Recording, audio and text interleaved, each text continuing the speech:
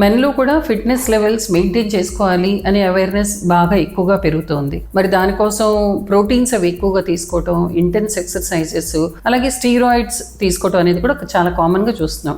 మరి దీనివల్ల ఏమన్నా ఫర్టిలిటీ మీద ఎఫెక్ట్ ఉండొచ్చా అనేది ఒక డౌట్.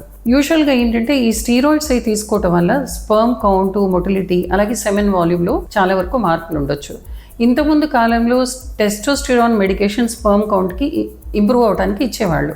కానీ దాంతో చూసింది ఏంటంటే కొన్ని వారాల తర్వాత, కొన్ని నెలల తర్వాత నార్మల్గా ఉండే స్పర్మ్ కౌంట్ చాలా తగ్గిపోతుంది. సో అట్లాగే ఈ పర్పస్ కోసం టెస్టోస్టిరాన్ ఆర్ స్టీరాయిడ్స్ తీసుకోవటం వల్ల కూడా స్పర్మ్ కౌంట్, మొటిలిటీ బాగా తగ్గిపోయి నిల్ కౌంట్కి వెళ్ళిన కొన్ని సిచ్యువేషన్స్ను కూడా చూసాం. సో అలా ఉన్నప్పుడు యూజువల్గా పిల్లల కోసం ప్రయత్నం చేస్తున్న మగవారిలో ఈ మందులు మినిమం 3 నెలల వరకన్నా ఆపి తర్వాత స్పర్మ్ కౌంట్ అసెస్ చేసుకుని తర్వాత ప్రెగ్నెన్సీ కోసం ప్రయత్నం చేయటం అనేది జరుగుతూ ఉంటుంది. సో బిడ్డల కోసం ప్రయత్నం చేస్తున్నప్పుడు వీలైనంత వరకు ఇలాంటి steroids, టెస్టోస్టిరాన్స్ especially for reasons like muscle building అని, ఫిట్నెస్ కోసం తీసుకోవటం మంచిది కాదు. సో వీలైనంత వరకు ఇవన్నీ ఆపటం వల్ల స్వతహాగానే ప్రెగ్నెన్సీ అవకాశాలు పెంచుకోవడానికి ఉపయోగపడుతుంది.